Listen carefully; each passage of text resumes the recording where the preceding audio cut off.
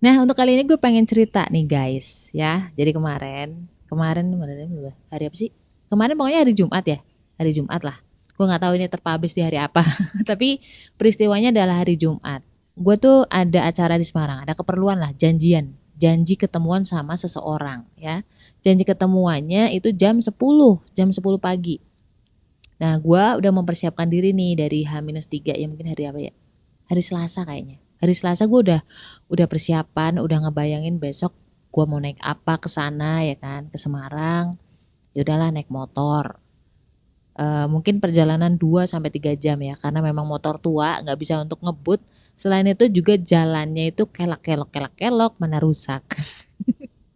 Ya kasihan aja kan, maksudnya datang motor bener pulang-pulang pada ambrol gitu kan ya. Gimana gitu loh. Assalamualaikum. Gimana kabar lo? Alhamdulillah. Apakah lo lagi ngerasa kesepian atau sendirian? Kenalin, gue Ria Marliana, teman healing lo di podcast Self Healing. Di sini kita bakal ngobrol bagaimana sih belajar berdamai dengan luka, tentu aja atas izin Allah Subhanahu wa taala. Semoga Allah sembuhkan lukamu, ringankan bebanmu dan kuatkan hatimu. Kamis malam tuh gue tiba-tiba berubah pikiran. Kayaknya males ya naik motor. Kok kaki malah pegel-pegel. Belum juga naik motor ya udah pegel-pegel gitu.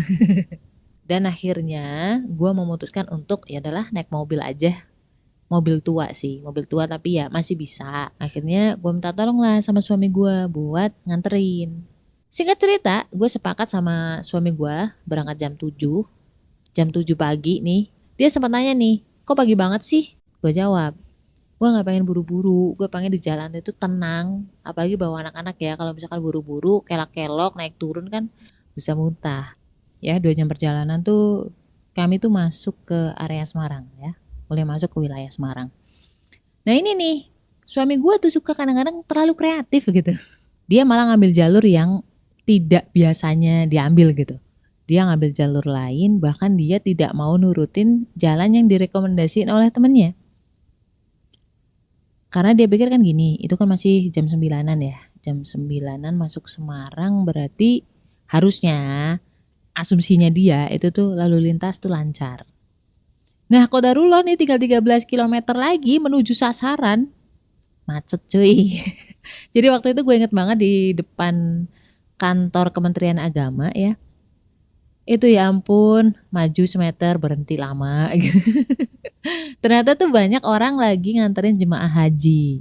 Apa ya dibilangnya, merayap juga enggak gitu. Mending merayap gitu. Itu bener-bener yang kayak maju berhenti, maju berhenti. Mundur gak bisa, maju gak bisa ya kan. Dilihat di Google Map merah semua gitu kan. Masya Allah.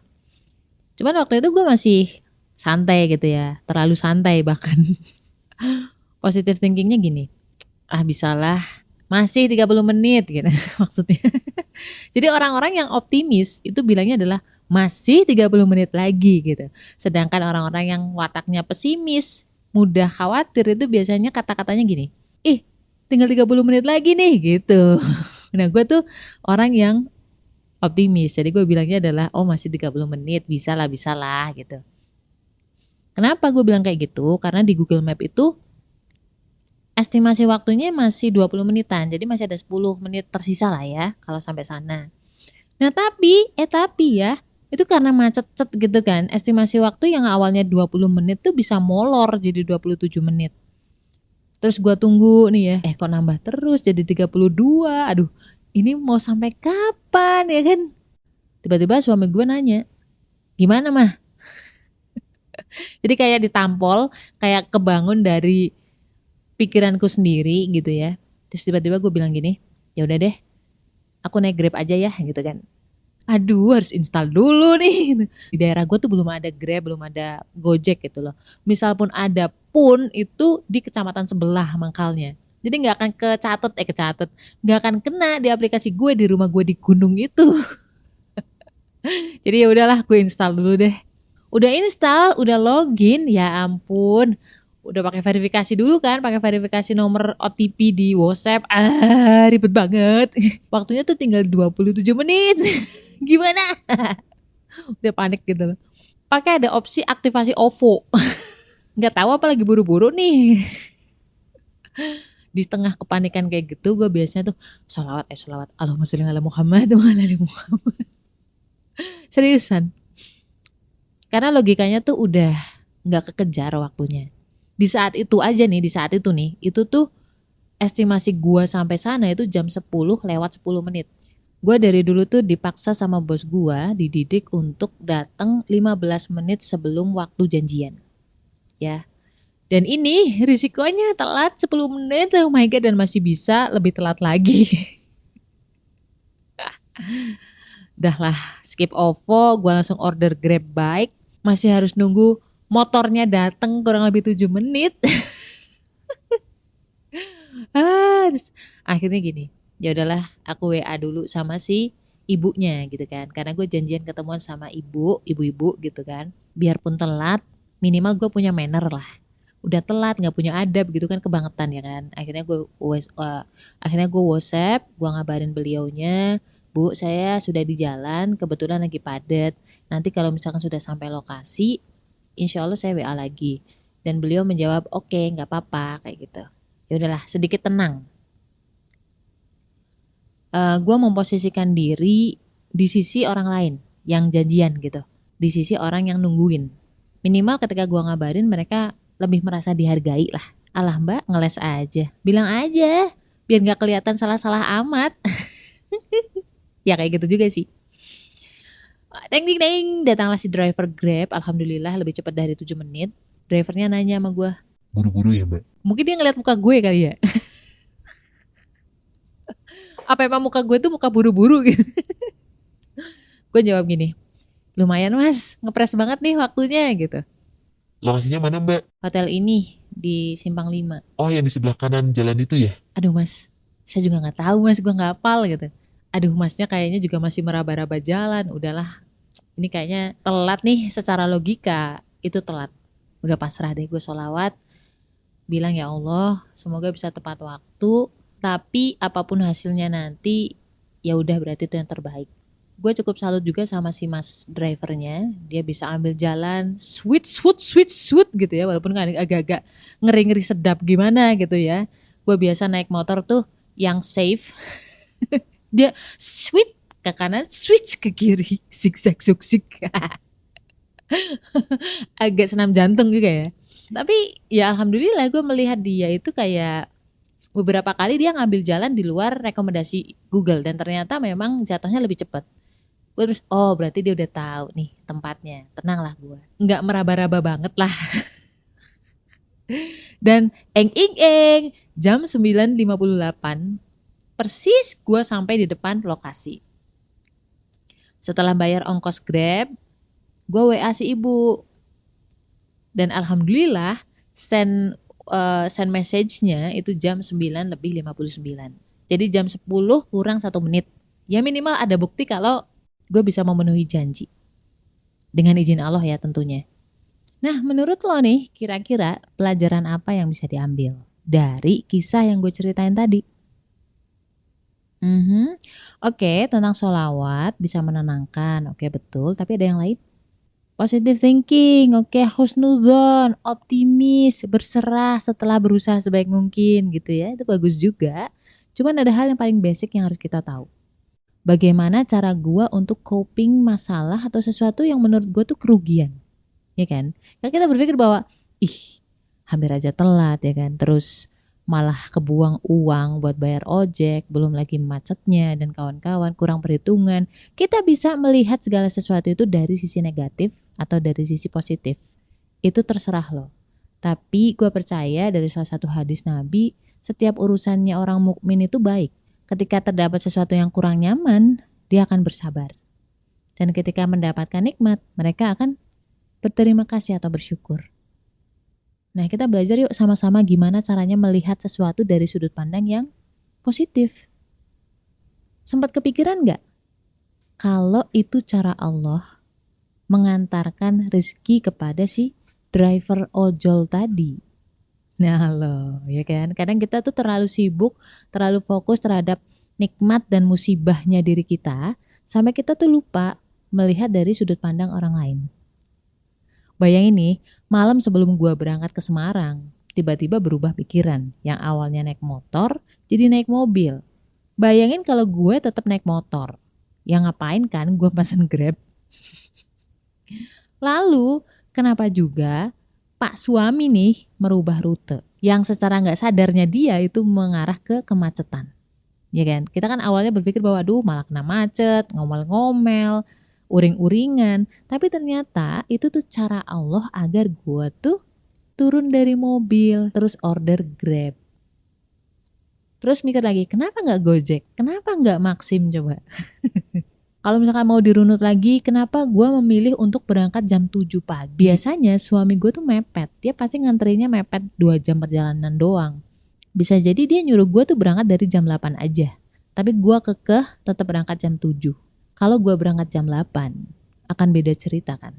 Mungkin macetnya masih sangat jauh dari tempat si driver itu mangkal. Tahu nggak siapa yang menggerakkan itu semua? Menggerakkan hati gue, menggerakkan hati suami gue, menggerakkan hati orang-orang yang pada datang ke kemacetan itu juga, yang menggerakkan hati si driver ojol biar mangkal di dekat kemacetan itu. Siapa coba kalau bukan Allah? Begitulah cara Allah mengirimkan rizkinya kepada para manusia, kepada hamba-hambanya. Gue gak cuma sekali mengalami ketidaknyamanan, lu mungkin pernah dengar juga di episode Ajari Aku Sabar di bawah. Kurang lebih sama, cuman penjual nasi goreng waktu itu. Awalnya udah uring-uringan, ya Allah kenapa sih harus begini, gitu. Kayak gak sesuai rencana, gak sesuai mau kita, tapi endingnya itu adalah kebaikan. Bukan cuma kebaikan untuk orang lain, tapi endingnya ketika kita bisa bersabar, kita bisa berpositif thinking, husnuzon, bilang alhamdulillah, endingnya pasti akan dikasih kebaikan buat kita. Bukan hanya dimensi akhirat, maksudnya pahalanya kita untuk ikhlas, kita juga menjadi kurir rezekinya bagi orang lain, tapi juga dimensi dunianya nanti kita dapat.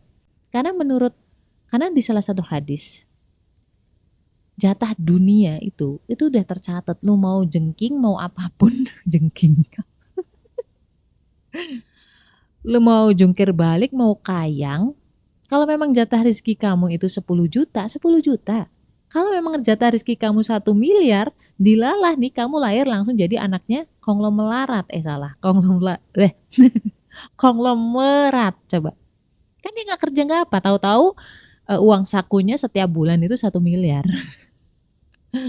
Allah kasih jatah dunia itu sudah ada. Cuman kadang kita khawatir, terus uring-uringan, worry, akhirnya kita nerabas atau menerobos larangan-larangan Allah, padahal endingnya tuh sama. Contoh kasus lah, misalkan gue tuh udah ada jatah rezeki 10 juta nih, misalkan ya, amin. Gue bekerja di tempat yang haram. Secara logika mungkin gue dapat 20 juta. Tapi yang gue nikmatin 10 juta. Tetap 10 juta. Karena apa? Yang 10 juta mungkin ada faktor pengurang dari sisi gue sakit, naudzubillah. Atau ada musibah apa gitu loh yang menyebabkan uang-uang itu keluar tanpa ada manfaatnya. Begitupun sebaliknya ketika gue memilih untuk di jalan yang benar, walaupun terlihatnya sederhana, terlihatnya gajinya tuh kecil. Contohnya gue kerja di suatu tempat di pegunungan, gajinya cuma 5 juta, ya kan? Tapi dilalah setiap bulan tuh ada yang ngirimin sayur-sayuran, ya. Ada orang panen, gue dikasih. Contohnya, atau misalkan gue nggak perlu ke psikolog atau psikiater, berarti kan menghemat tuh kesehatan ya kan. Itu kan mungkin nilainya juga 3 juta atau berapa gitu. Nggak perlu pasang AC yang mungkin itu bisa dinominalkan adalah 1 juta per bulan. Kan sebenarnya sama, so-so ya. Cuman udah dalam bentuk matengan, dalam bentuk ketenangan. Gaji secara nominal 5 juta, gua menikmati 5 juta, yang dalam bentuk mateng dalam segi kenyamanan, kenikmatan tidur, waktu bersama keluarga, itu mungkin kalau dinominalkan juga sama-sama 5 juta akhirnya. Yang gue nikmatin sama 10 juta. Itu yang kadang kita gak menyadari itu. Segitunya kita mencari dunia, malah kehilangan dunia. Dunia itu kayak bayangan. Semakin kita kejar, semakin lari dunia itu. Tapi semakin kita cuek, semakin kita lari darinya, dunia pun akan mengejar kita. Bayangan itu akan mengejar kita. Bener gak? itulah dunia. Karena bagi Allah, dunia itu gak ada artinya. Dunia hanya akan ada artinya kalau kita bisa menggunakannya untuk mencari ridho Allah. So, gak usah khawatir soal rezeki. Itu menjadi tanggungan Allah buat kita. Yang harus kita khawatirkan apakah cara kita mencari rezeki sesuai dengan yang diridhoi oleh Allah atau sebaliknya. Nah, so apapun masalahnya, hasbunallahu wa ni'mal wakil, la haula wa la quwata illa billah, stay love and assalamualaikum warahmatullahi wabarakatuh. Kenapa sih golongan darah B itu pelupa, susah banget ingat nama? Orangnya juga cuek, gak pekaan, gak perhatian. Kenapa coba? Bedah itu semua dari buku cerita tentang karakter golongan darah B dengan judul Beauty in a Beast.